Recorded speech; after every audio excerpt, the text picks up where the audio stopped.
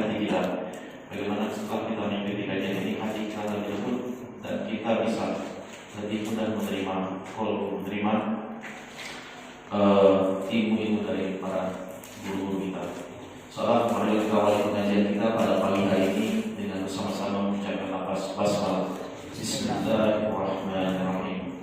Selanjutnya kami persilakan pada Ustaz Isman untuk menyampaikan kajian tausiah atau nasihatnya sampai menjelang waktu isya nanti pukul 6:04.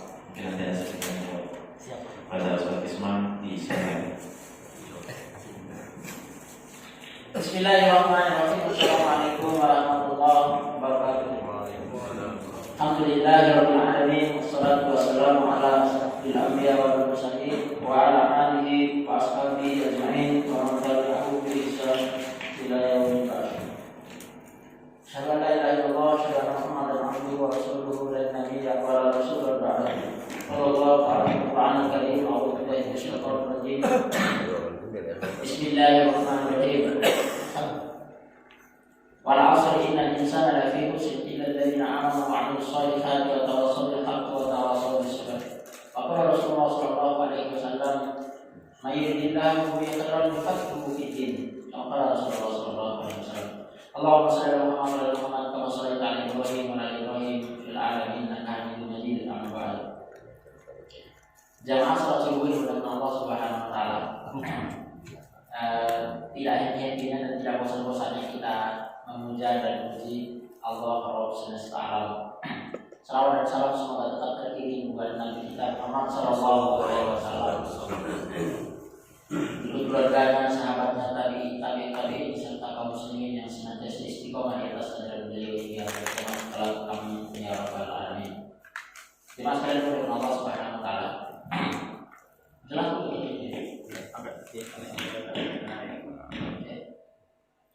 Baik, Rasulullah. Naik juga. Ini bisa diisi. Ya. Jatuh. Jauh. Baik, Bapak sekalian muliakan Allah Subhanahu wa taala. Pada kesempatan yang berkah ini insyaallah kami dulu depannya bukan berarti yang paling disenangkan.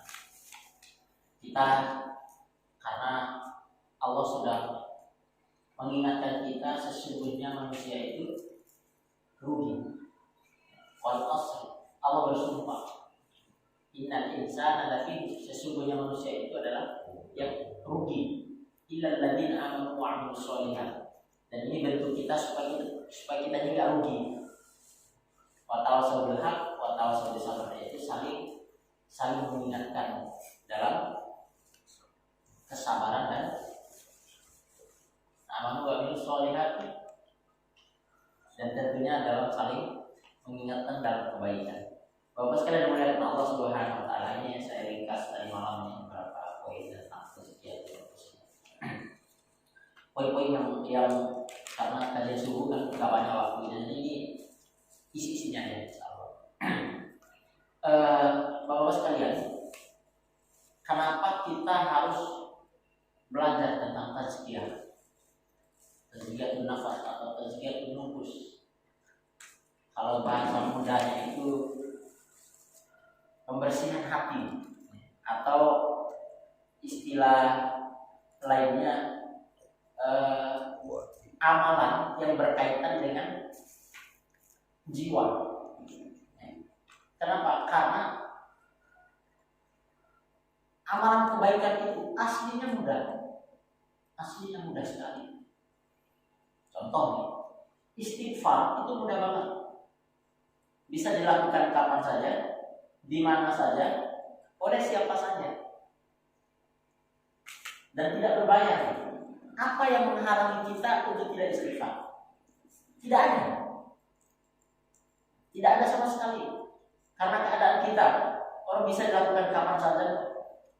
Apa sebabnya yang menyebabkan manusia susah untuk sekedar beristighfar saja? Maka kata Rasulullah, at-taqwa hahuna. Takwa itu di sini. Di mana? Di hati. Kolbu. Kalau Adi itu ada lagi apa? Inki itu mana jadi kolbu. Di mana katanya? Jadi kolbu sendiri berasal dari kata qalaba yuqallibu. Apa itu? Terbalik. Nah, kenapa hati ini dinamakan kolbu? Suratul hilaf. Apa ya, hati itu Pak? Namanya saja itu sudah agak unik. Bolak-balik. Jadi hati itu gampang bolak-balik. Makanya jangan heran Pak. Hari ini bilangnya begini kok besok begitu. Nah, makanya kita sering berdoa Pak. Allahumma ya muqallibal qulub. Nah, Allahumma ya muqallibal qulub, tsabbit Qulubana ala qulubana ala dinik. Wahai yang maha membolak-balikkan hati, tetapkanlah hati kepada ketaatan kepada mudah sekali dibolak-balik. Nah, jadi itulah pentingnya belajar tazkiyatun nufus, karena amalan hati itu terkadang amalan yang paling besar ganjarannya. Contoh, apa kata Rasulullah dalam hadis pertama di dalam kitab 100 hadis pilihan itu, kalimatani khafifatani fil lisan saqilatani fil mizan. Ada dua kalimat mudah, sangat mudah diucapkan, tapi di timbangannya berat. Subhanallah. Sekedar mengucapkan subhanallah bihamdi. Seperti kisah sebelumnya, umat Nabi Musa alaihi salam, ada salah seorang yang fajir, terkenal fajirnya.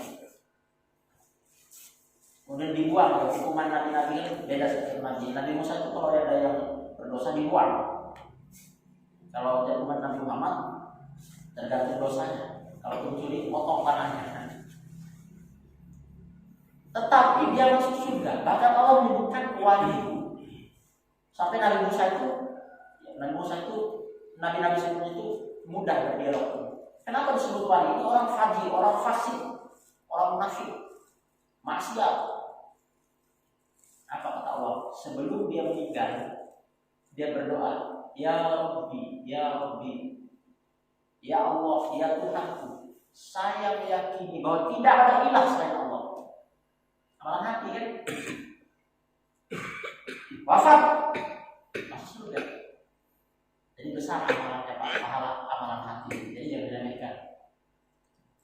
Bahkan amalan hati itu tidak ada alasan. Misalnya, saya kan sakit. Kalau sholat mungkin sakit agak berat ya. Nah, harusnya sholat dulu gitu. Tapi amalan hati, orang lagi kecuali lagi sakaratul maut aja nggak bisa berzikir. Sama lagi tidur, lagi santai bisa. Alladzina yadhkuruna Allah dalam Quran surat Al-Imran, qiyam wa qu'udan wa 'ala junubihim yatafakkaruna fi khalqis samawati. Orang-orang yang berzikir dalam keadaan berdiri, duduk, santai, lentang. Nah, lagi santai itu bisa Pak. Nah, lagi santai lagi minum kopi bisa nggak? Bisa sekali. Astagfirullah. Amalan hati ringan, mudah, tapi berat timbangan. Jadi itu pentingnya kita saling mengingatkan, tentang membersihkan hati. Jadi hati ini aslinya Pak, aslinya itu kalau hadisnya itu seperti kaca atau dilihat yang lain seperti gelas air bening ya. Jadi kapan kita berbuat maksiat dia ada sendiri belum kelihatan. Kalau maksudnya saya ini belum kelihatan. Kemudian kita lakukan lagi, lama lagi terus saja. Itu aslinya hati. Makanya kalau kita tak belajar tazkiyatun nufus, gimana cara membersihkannya? Nanti itulah adanya orang putus asa. Kalau saya banyak dosa Pak. Jadi belum dapat hidayah saya ini. Nah, itu sebenarnya perkataan yang kurang tepat ya. Justru karena banyak dosa, harusnya segera nyicil. Kalau bahasa pramulinya. Baik, kita tema kita pada subuh kali ini. Ini biar teratur aja, teratur. Kadang kalau udah banyak kepalanya disampaikan semua kita teratur jadi saya takut kayak teratur. Apa kata Rasulullah SAW? Hadis yang pendek sekali. jannah aqwa afidatun mislu afidat. Jadi penghuni surga itu Pak, Rasulullah sudah memberikan gambarannya, cirinya atau karakternya. Karakter apa? Karakter hati Pak. Afidatun. Fuad. Ada dalam Quran itu wala takfu ma laysa laka bihi ilmu inna sam'a wal basara wal fuada kullu kana anhu mas'ula. Janganlah engkau mengatakan apa yang kamu tidak tahu. Sesungguhnya mata, penglihatan, fuad, bukan lagi kau ya. Jadi lengkap. Jadi karakter penduduk surga itu memiliki hati beberapa cirinya. Kata Rasulullah ya, afidatun istisir, lembut Pak, latif. Jadi berarti kalau temperamen kalau surga enggak. Tapi Umar bin Khattab itu keras loh. Keras. Kalau kita baca sejarahnya, kapan orang bersalah, izinnya apa? Bukan izin yang ingat, izinnya bunuh. Kapan ada sahabat yang salah, ya Rasulullah izinkan saya. Terus pakai pedang kan itu.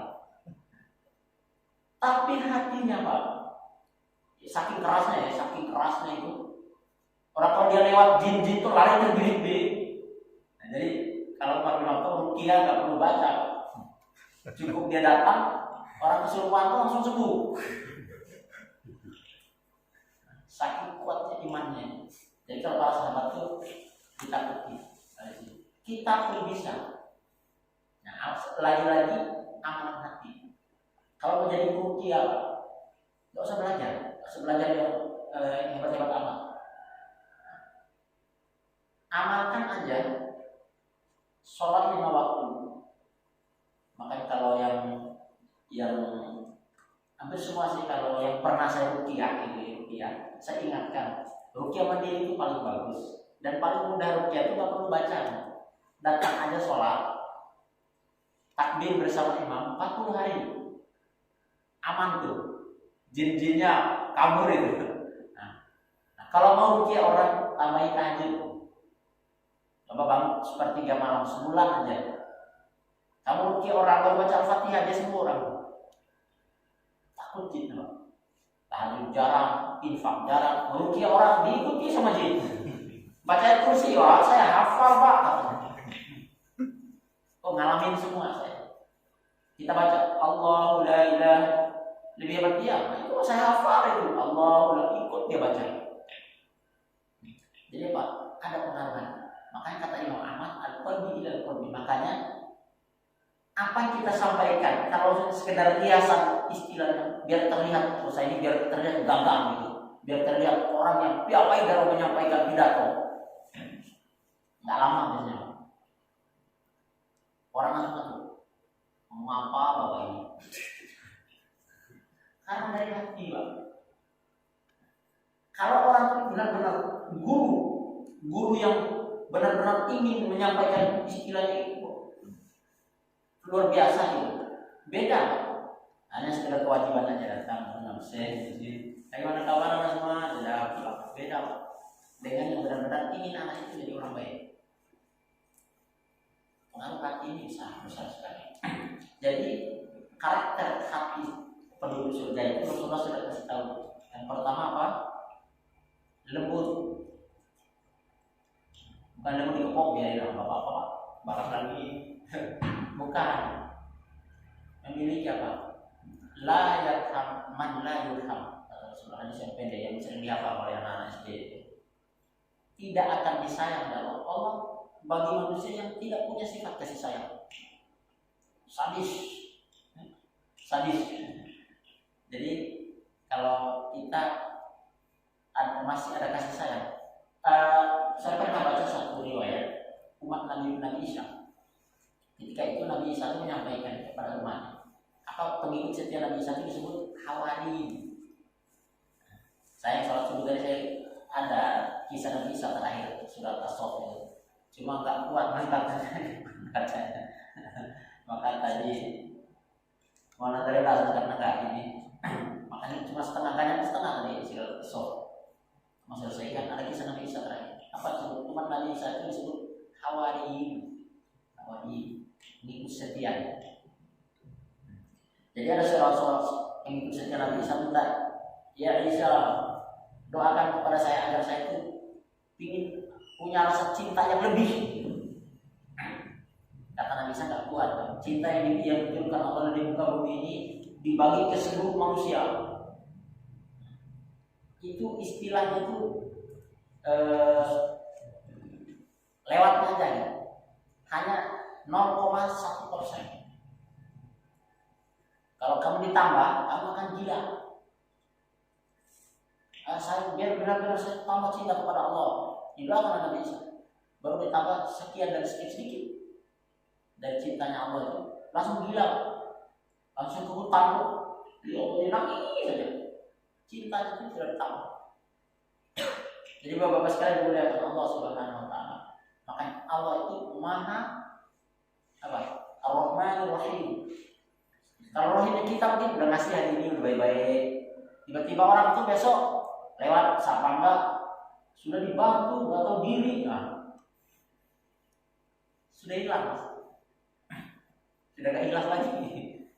Jadi kalau Allah itu maha penyayang. Kemudian karakter hati dari kita yang kedua, tawakal. Kalau kita belum punya tawakal, harus dimulai dari sekarang. Harus dimulai dari sekarang. Ya sekedar pelajaran aja. Jadi di beberapa kesempatan waktu sering lah ya kawan-kawan kalau baru berbelajar berenang ya. Agak khawatir.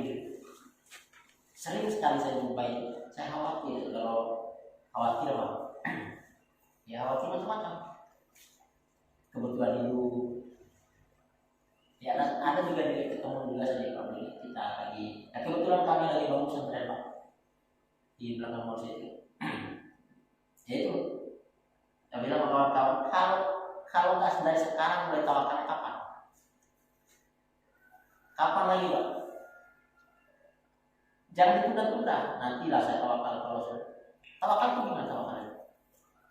Menyerahkan semua urusan itu kepada Allah Subhanahu Wa Taala. Tidak ragu.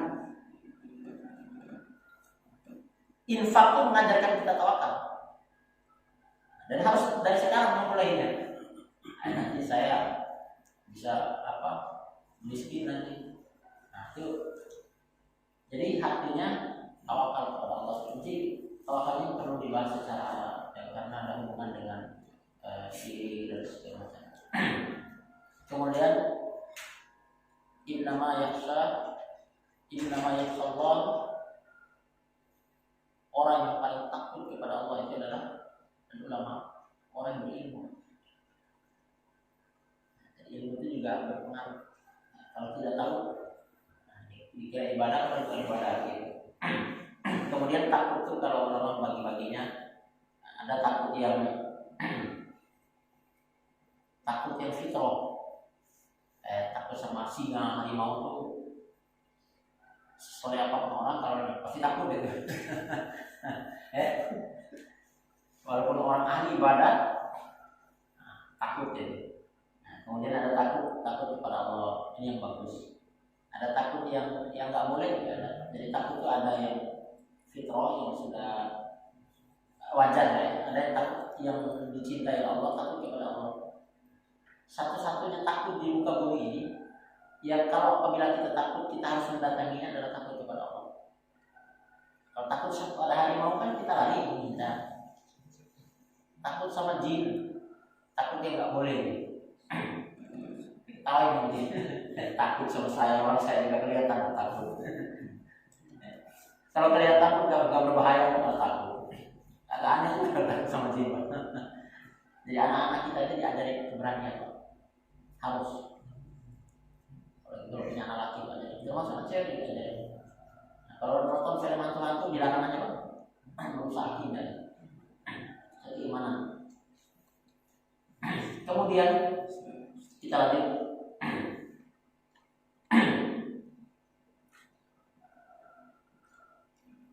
Hati ini berada di bawah genggaman Allah.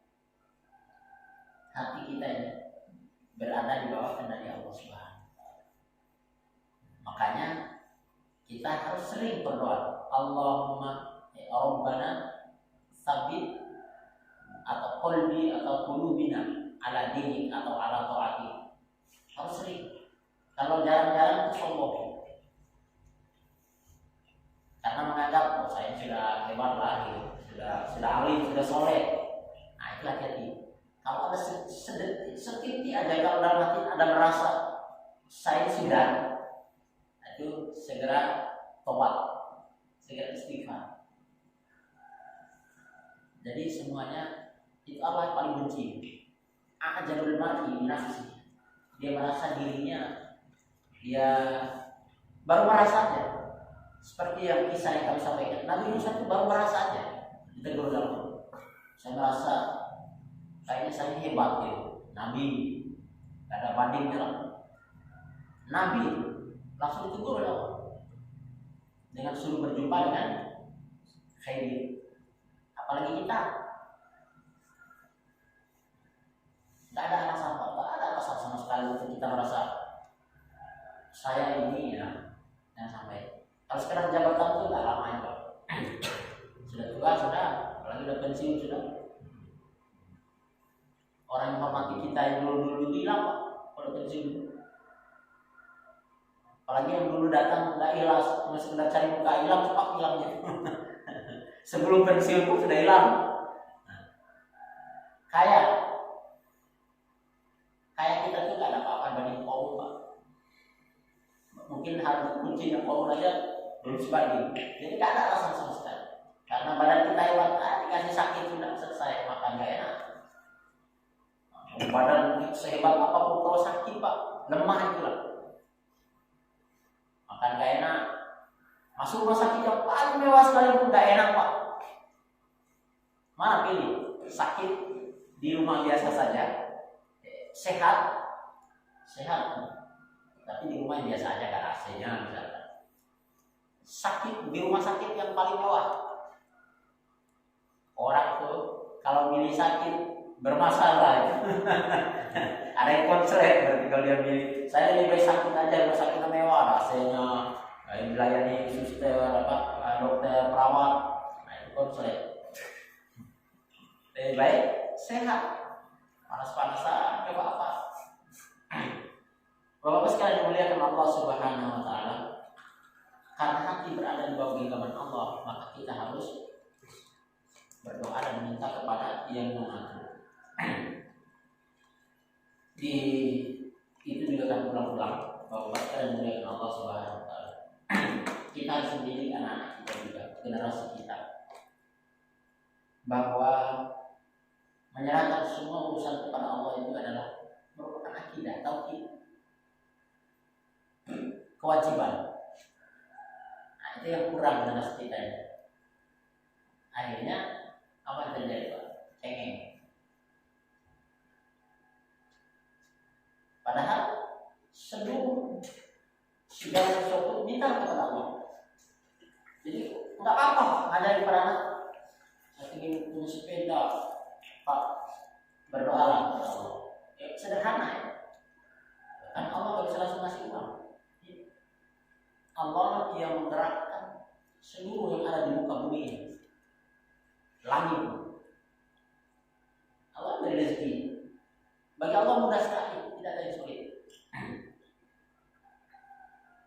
Jadi kalau ajarin para anak, minimal kalau kamu mau sepeda minta kepada Allah. Perkara bapak yang beli atau mak yang beli, itu kan Allah juga yang menggerakkan hati. Kalau Allah tak menggerakkan hati, orang tua tak beli juga. Walaupun uang banyak, penting pada itu kerjaannya. Berarti kalau Allah menggerakkan hati bapaknya, kasihan juga anak ini. Allah menggerakkan hati kita. Oke, bapak sekalian dimuliakan Allah Subhanahu wa Ta'ala. Ini ada satu hadis ini, saya bacakan ya.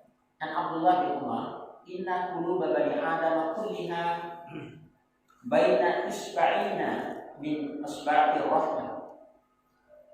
Siapa yang selalu menjaga amalan hatinya, maka dialah yang berhak mendapatkan kebahagiaan di akhirat.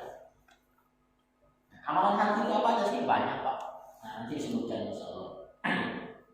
sahabat Hudzaifah ibnu Yaman, terkenal sahabat ini. Kalau baca kisahnya, sahabat Hudzaifah ini luar biasa. Hampir semua sahabat itu. Jadi ini perlu juga kita tanamkan Bapak sekalian dengan Allah Subhanahu wa taala. Yang namanya sahabat, walaupun guru-guru amalnya, dia masuk surga. Sahabat yang paling sering dikisahkan oleh ceramah-ceramah kita, sahabat. Tadinya kere, minta doa pada Rasulullah, kemudian kaya, lupa diri.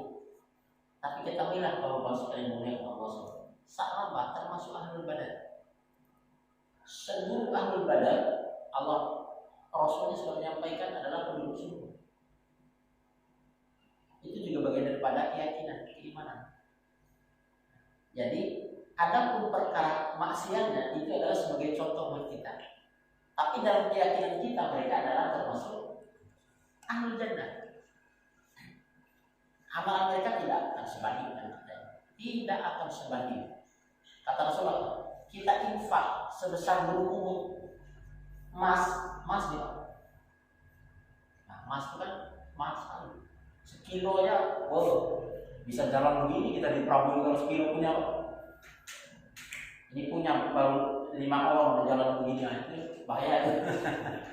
Nah, bahkan kalau kita baca tafsir, orang kaya itu kalau menurut Allah dan Rasulnya, kalau kita lihat dalam Quran surat Al-Imran, orang kaya itu ya, baru dikatakan orang kaya Bapak punya emas 250 kilo. Zuina linas husabun nisa'i wal bayin wal qanatir wal muqaddati wal zahab wal fiddah dan seterusnya. Bahwa orang kaya itu kalau baca tafsir kasih itu kalau orang kaya disebut orang kaya punya emas 250 kilo, punya kebun, bukan kebun karet, kebun semua, buah udah komplit, Bapak 250 hektar. Punya istri lebih dari satu, kalau satu kere, belum boleh sombong. Kemudian itu punya kuda-kuda pilihan, punya sawah ladang dan seterusnya. Nah itu baru dikatakan orang kaya. Para sahabat itu walaupun kita infak sebesar gunung emas, belum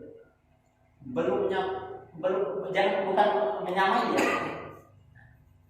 itu tidak akan bisa sampai pada amalan para sahabat karena berat Islam waktu itu Pak, berat. Jalan diintimidasi, dia dianggap benar, dianggap pemecah belah umat, dianggap luar biasa, nggak main-main Pak. Kalau kita tahu nggak enak waktu zaman Nabi ya, kapan ada masalah datang ke Nabi enak kita ngomong. Pada zaman itu tuh musuhnya bukan main-main, musuhnya seluruh dunia. Karena hanya muncul di Arab, Persia, Romawi, Eropa, Asia, itu musuh seluruh dunia. Musuh Rasulullah sendiri. Walaupun saat itu tidak bisa dibully via WA atau nomor WA, tetapi sudah tersebar nama seluruh dunia. Bayangkan. Kita mungkin lebih cari aman. Jadi Bapak sekalian mulia kepada Allah Subhanahu wa taala. Ini panjang-panjang yang mudah-mudahan ya. Ini macam-macam hati manusia, Pak. Yang pertama ada beberapa macam hati kita ya. Pertama hati mati. Hati yang mati ini kalau dikasih biar bicara gimana juga, ya namanya sudah mati Pak. Kalau mati dikasih minum dia gak terima. Hati yang mati itu cirinya apa? Gak sensitif. Jadi dia tidak sensitif terhadap dosa. Jadi santai aja. Dia menjolimi orang, dia memakan punya orang, dia bodoh amat, mau korupsi dia. Nah, itu ciri-cirinya itu. Jadi kalau dia menikmati uang korupsi, nah itu bermasalah dia. Panjang itu. Membersihkan juga gak mudah. Ini juga ada dari saya tulis teman-teman. Kemudian kata Umar bin Khattab kalau yang kedua ini, tidak tersentuh hatinya ketika baca Quran. Jadi bapak-bapak sekalian, cari hati kita ini, coba nanti besok atau nanti lah sholat dulu, atau setelah pulang dari sini, hati kita ini masih ada nyawanya atau enggak, masih hidup apa atau sakit gitu. Lihat di dua keadaan, pada saat baca Quran dan pada saat sholat. Baca Quran tapi masih bikin kemana-mana cuma mulut aja. Bismillahirrahmanirrahim. Tapi pikiran bikin banyak banget pikiran ini. Kayak kosong gitu, hampa aja. Baca sih baca. Tapi kalau kapan ada yang baca, macam lupa gimana baca tadi. Orang sambil mengalir kosong. Ketika sholat juga demikian. Sholatnya itu sekedarnya saya kewajiban Allah Akbar. Selanjutnya makanya datang sholat bersama imam aja masih lupa rakaatnya. Padahal tinggal ikut imam aja masih lupa rakaat. Berarti banyak masalah di kepala kita, banyak masalah. Jadi kemudian hati yang sakit ini dimiliki oleh orang kafir dan orang munafik itu aja. Orang beriman walaupun selama dia masih beriman kebersahadat, ya masih ada harapan hidup hati. Orang kafir itu mau diceramah berapa? Kena tembak kalau diceramah mati hatinya. Kemudian bertambahnya cinta terhadap dunia. Alhamdulillah ya. Umur sudah mohon maaf nih, sudah batuk-batuk masih hayalannya apa? Dunia dan dunia. Kayak saya ini sudah gak pantas hayalin dunia. Udah tua masih, makanya memang Rasulullah sudah ingatkan mewati-wati. Manusia ini tidak ada yang bisa menghalanginya untuk apa? Untuk tidak cinta dunia. Kalau bukan karena iman ya. Kecuali apa? Tanah itu masuk mulut. Tanah masuk mulut berarti orang mati. Ya, orang mati. Kecuali mati sakit sudah pincang, kaki udah gak normal, telinga udah susah mendengarnya, makan udah gak enak. Itu kalau hati kita tidak berzikir kepada Allah, tidak ada lain yang dia bukan jadikan dunia dan isinya. Padahal kita mau dikasih dunia udah gak enak, makan udah daun singkong udah gak bisa makan. Yang mudahnya apalagi kan lebih dari itu. Lalu kapan kita harus mengingat Allah Subhanahu wa taala? Bertambah terus setiap hari cintanya kepada dunia bertambah. Kemudian selalu galau aja, pagi galau, siang galau, sore galau. Kapan galau? Pagi kapan kira-kira nggak galau kita ini? Pas gajian ya? Baru gajian lagi galau. Berarti banyak masalah. Gajian kok galau ya? Jadi banyak masalah. Ini harus ada istighfar. Yang menyebabkan galau itu seperti galau adalah penyebabnya adalah dosa. Dosa itu juga spesies yang tidak tenang dalam hati. Orang kalau tidak lebih kolektor tenang nggak? Tidak tenang kok. Dosa nggak? Dosa berarti dia riba. Jadi kalau tenang dalam hati santai, nah nanti insya Allah hati baik-baik. Gelisah. Kemudian maksiat itu bukan berkurang, tapi bertambah. Hari ini mungkin cuma sekedar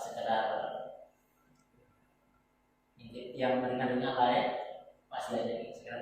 Mungkin hari ini ngintip tetangga, besoknya ngomongin, nah itu meningkat. Ngomongin tetangga itu dosa besar. Kemudian naik lagi menyakitinya dengan lisan, naik lagi fitnahnya, naik lagi bertambah maksiatnya. Awalnya mungkin subhan, nah ini nggak jelas nih, nemu apa belum korupsi, baru sekedar sekali-kali dah gitu. Meningkat. Oh, ini bukan haknya daripada mubazir, naik lagi. Jadi meningkat maksudnya bila kita berlindung kepada Allah dan yang lainnya. Kemudian tidak bisa mengenal mana yang ma'ruf, mana yang munkar. Apalagi kita sekali-kali kenal mana yang baik, mana yang buruk. Jadi mohon maaf ini Pak ya sebelumnya. Kalau ada orang melakukan dosa dan kita santai-santai saja, itu pertanda kita ya hampir-hampir copot iman itu. Berarti gimana caranya Pak Ustaz?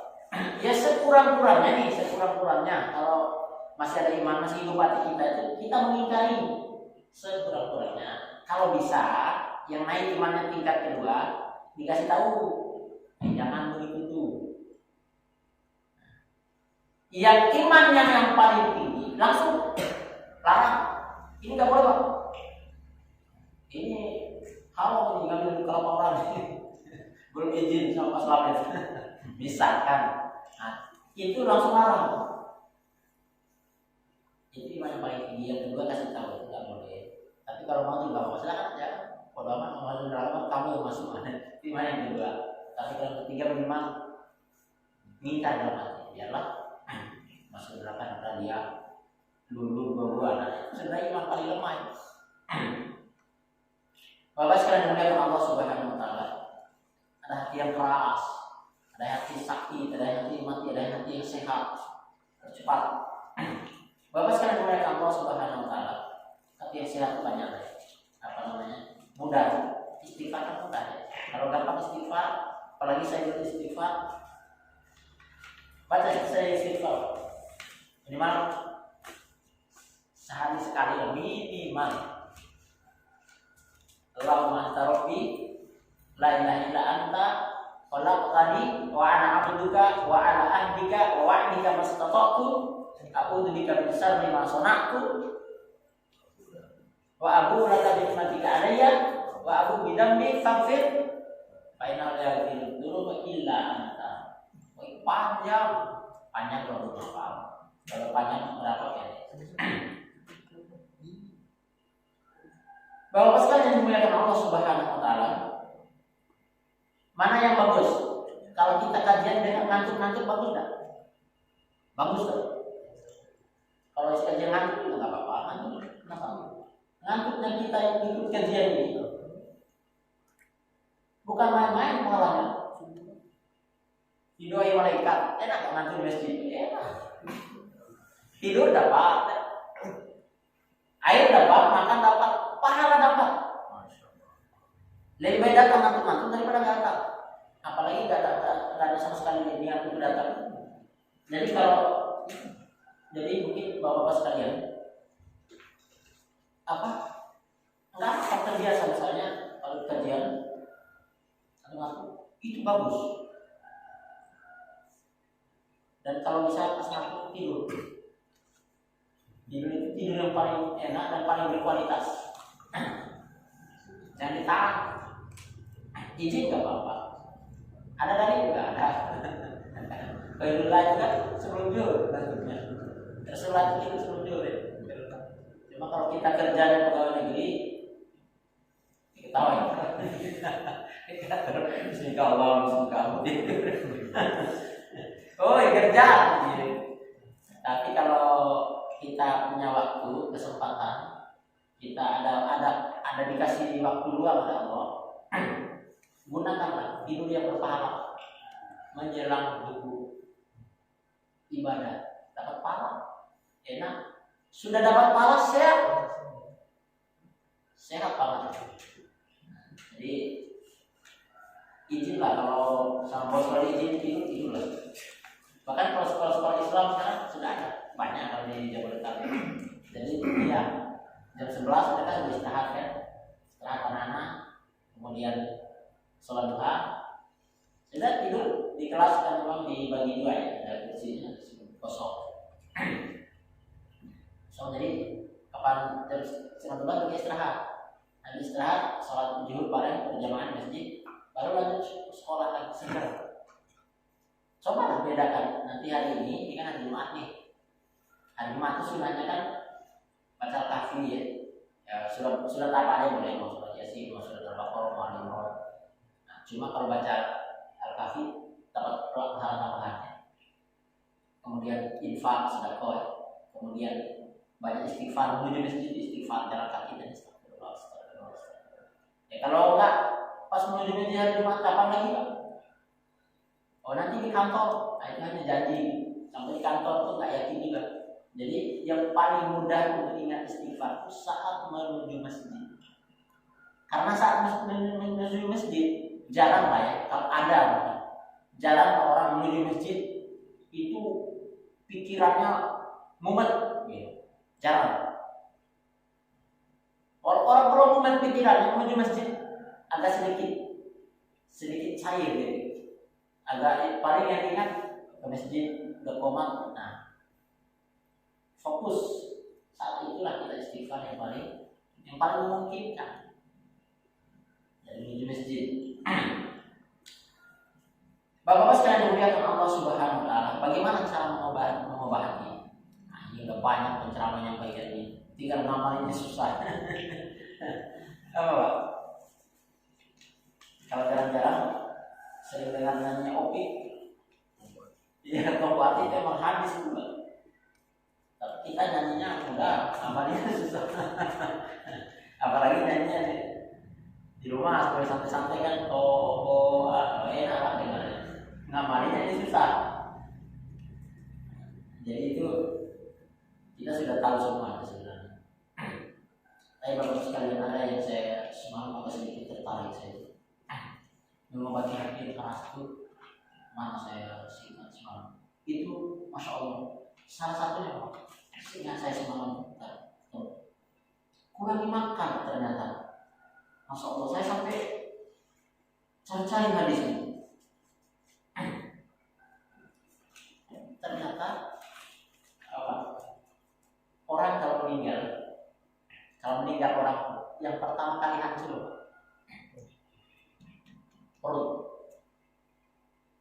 Jadi ketika dalam kubur yang pertama kali hancur itu adalah perut. Kenapa perut? Enggak yang lainnya. Kan harusnya kaki dulu, kepala dulu. Karena sumber penyakit itu di sini. Sumber penyakit. Sedikit kalau menurut Imam Ghazali termasuk menurut Ibnu Qayyim juga di dalam kitabnya. Kalau mau menghidupkan hati itu tidak banyak, kurangi makan dulu, kurangi makan, kemudian kurangi berbicara. Nah, kalau ngomong terus, saya coba kalau jadi pendengar tuh lebih enak sebenarnya. Dapat palanya, dapat dua malaikatnya. Kemungkinan melesetnya sedikit kan nggak ngomong, cuma dengerin aja. Ngantuk-ngantuk pun masih dapat pahala. Lah yang ceramahnya sekalinya salah, apa ada benar? Apa ada benar tersebut? Orang itu kalau masih orang salah, dia akan terpleset ke neraka yang jauh juga, jauh itu dari barat ke timur. Jadi nggak enak ceramah itu, bahaya. Gampang masuk neraka. Nah, tapi kalau fokus dunia enak, ngomong-ngomong aja, kasih orang duit. Tapi hati-hati. Nah ini semalam saya baca juga. Indikasi kita itu hatinya bermasalah, cinta dunia. Indikasi cintanya dunia apa? Ibadah saja mengharapkan dunia. Masya Allah. Nah, kalau bapak yang suka ceramah sebelum keluar rumah istighfar dulu. Astagfirullah luruskan niat. Karena zaman kita ini khotbah aja dikasih duit. Khotbah itu kan ngamal ilmu. Sholat kan kewajiban. Rukun sholat Jumat. Melaksanakan rukun sholat Jumat dikasih uang pula. Khotibnya transport katanya sih. Saya khotib apa? Transport. Ini transport total. beli bensin selip dari sekolah balik transport 150 banyak transport. Nah, berarti makan sekalian. Nah, kalau nggak lurus niat berbahaya. Jadi ngeri kalau kita nggak hati-hati. Jadi ibadahnya saja mengharapkan dunia. Ibadah Pak. Kalau sekedar orang pergi kerja pagi ke kantor itu mengharapkan dunia, wajar orang dia kerja cari uang. Walaupun kalau dia niatkan untuk mendapatkan nafkah, untuk menafkahi keluarganya, itu menjadi ibadah. Ini pergi beribadah mengharapkan duit. Ke masjid sholat ada maunya, itu bermasalah. Kapan di masjid nggak dapat apa-apa? Apa yang bahasa sini? Cemberut. Itu dirupiah Pak. Kemudian indikasi cinta dunia, maaf Pak ya. Dikit lagi, tinggal 4 poin lagi. Indikasinya ya. Yang pertama tadi beribadah mengharap dunia. Saya baca yang cepat. Yang kedua, ya ini boleh juga sebenarnya. Tapi ini saya lihat dari buku ini termasuk yang positif. Pintar sekali dalam urusan dunia. Kalau akhiratnya, waduh. Maaf ya. Kalian belum bisa lagi. Nah ini saya mohon maaf, sekali lagi saya mohon maaf. Kalau urusan dunia ahlinya, tanya hukum, pokoknya ahlinya lah. Kapan agama kita? Ya mungkin dari 28 baru setengahnya atau kurang dari setengah. Tapi tenang Pak, kami buka belajar ngaji di bawah. Saya status dari Bank Dunia gratis, cukup sebulan, paling lama sebulan, setengah bulan udah bisa biasanya, bapak-bapak. Nah ini membuka lagi angkatan ke-14 saya. Tiap bulan saya buka belajar ngaji ya. Nah itu bagian daripada Pak pengamalan ilmu. Khairukum man ta'allama wa 'allama. Sebagai orang itu yang belajar dan mengajarkan. Kalau dia belajar saja belum dapat dia tuh. Harus mengajarkan juga. Kemudian yang ketiga, menyanyikan kewajiban yang pokok. Pokok Idul Fitri, paling depan, lebaran, baju baru, semangat banget lah. Sholat yang 5 waktunya, ya kita harus lah itu diingatkan. Kemudian nggak peduli halal-halal. Inilah yang merusak paling parah ini. Mau halal mau haram yang penting duit. Alhamdulillah. Ngeri. Padahal masuk 1.000 rupiah itu sudah sangat mengganggu. Sudah oleng lah. Kalau ibaratnya mobil itu sudah oleng. Nah, baru masuk 1.000 itu yang halal. Apalagi masuknya berjuta-juta. Udah banyak bocor, mobilnya butut, udah oleng banget gitu. Perbaikinya susah. Bagaimana perbaikinya? Ya harus dimulai dengan banyak infak, dengan ya mungkin salah satu dengan Allah kasih pelajaran. Jadi kan dikasih pelajaran itu harus menjadi bahan masalah juga. Oh mungkin kita pernah ngambil punya orang yang bukan hak kita. Jadi yang harus itu yang udah di Jumat yang lalu tadi perbaiki turunanku dengan menjaga makan. Kemudian yang terakhir, indikasi kita cinta dunia ini adalah kalau ini agak enak nih, enggan berinfak fisabilillah. Saya kan belum kaya, tunggu kaya sampai mati gak bakal berinfak. Karena kaya versi orang itu beda-beda. Kaya itu menurut orang yang punya mobil, kalau udah punya mobil itu kaya. Orang yang udah punya mobil belum kaya gitu. Kaya menurutnya itu punya tabungan banyak, mobilnya yang mewah. Kaya bagi sebagian orang punya motor udah kaya. Lalu kapan infaknya? Jangan nunggu kaya Pak, jangan nunggu kaya. Benar. Kalau nunggu kaya sudah tamat hidup. Karena tak kaya-kaya, manusia itu gak ada istilah kaya. Gak ada rasa puasnya. Jadi kapan infak? setiap hari. Nabi yang dimakan kadang sering dalam rumah itu gak ada yang dimasak, Pak. Tapi infaknya rutin setiap hari. Berarti kerjanya apa? Kerjanya nyari uang, dapat uang, infak, santunin anak yatim. Nabi punya santunan banyak santunannya, dan santunannya jauh-jauh, tidak jaga dalam satu lembaga gitu jauh-jauh. Jadi pagi-pagi Nabi itu sibuk nyiapin sarapan santunannya di kota Madinah, tengah kota, ngemis keliling-keliling pagi-pagi, subuh-subuh. Kita infak sekali setahun, bagainya di kampung. Apalagi setiap kali, semua tetangga tahu. Saya ini infak, nggak mau ngomong saya infak. Tiap hari cerita. Tapi bagaimana kalau infaknya terang-terangan? Boleh dalam Al-Quran surat Al-Imran. Orang yang berinfak terang-terangan baik. Orang yang infak diam-diam baik, sangat baik.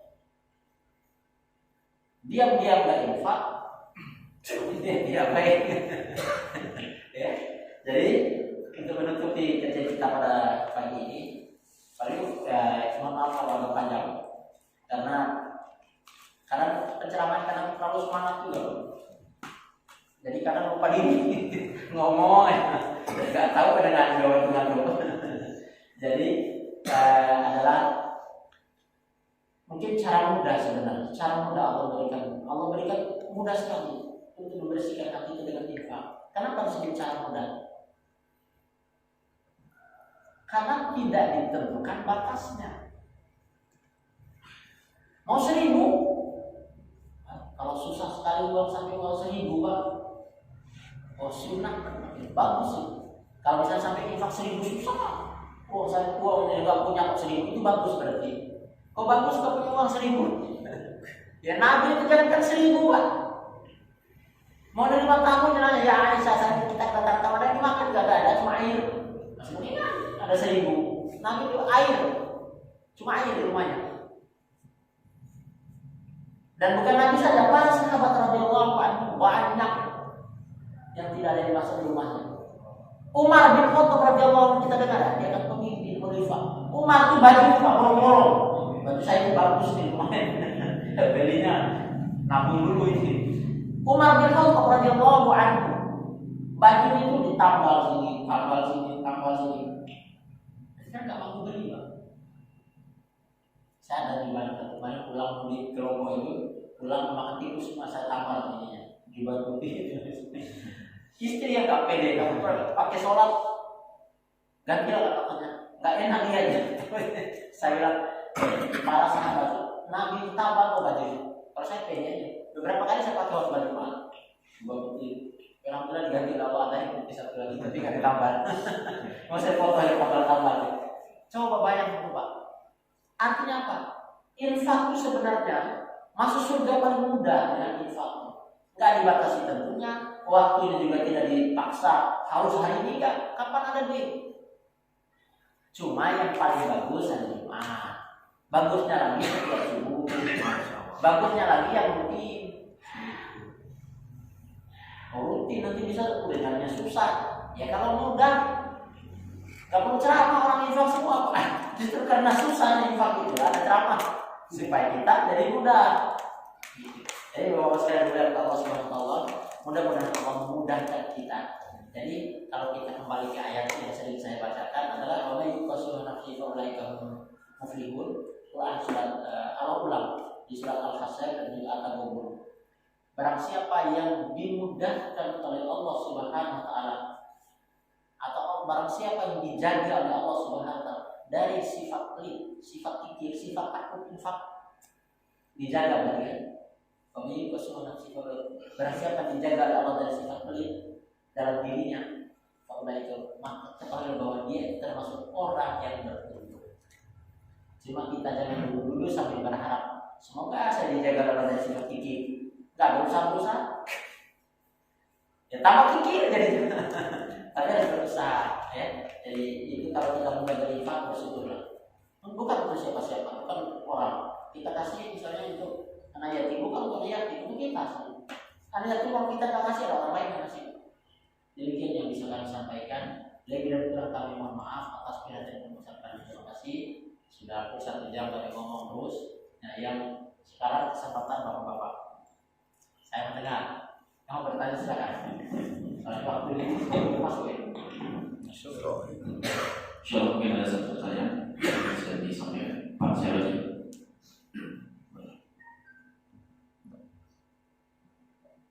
Cukup. Ya, yang lain mungkin ada yang ditanyakan atau didiskusikan? Masya Allah. Hati nggak ada ditanyain. Ya, tapi ya ini masalah ini sebenarnya materi yang sangat baik nih, tentang tazkiyah, tentang mensucikan hati. Bagaimana kemudian cara kita untuk memanjakan hati kita, untuk kita, karena memang hati ini adalah salah satu unsur yang sangat penting. Dan sebagaimana hadis sebagai Rasulullah SAW dalam tubuh manusia itu ada satu bagian yang apabila bagian itu bagus maka akan bagus semua orang. Apa itu adalah hati.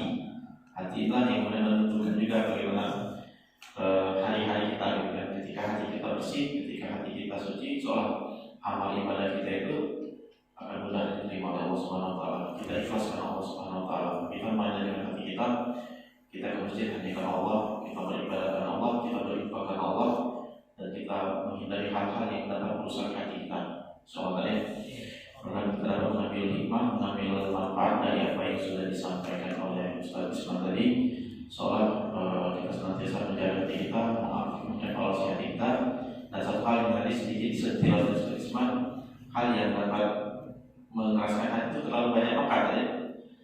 Insyaallah. Jadi mungkin ini ada benarnya juga ada pepatah itu, pepatah yang bukan hadis. Makanlah selagi lapar, berarti sebelum kenyang. Jadi kan itu hal yang pepatah yang cukup baik untuk bisa kita amalkan. Soalnya jadi bahan muhasabah bagi kita semua. Baiklah jemaah sekalian, kita tutup kajian kita pada pagi hari ini dengan doa kafaratul majlis. Subhanallah wa bihamdika, asyhadu an la ilaha illa anta, astaghfiruka wa atubu ilaik. Jazakallahu khairan. Kami akhiri dengan assalamualaikum warahmatullahi wabarakatuh. Waalaikumsalam warahmatullahi wabarakatuh.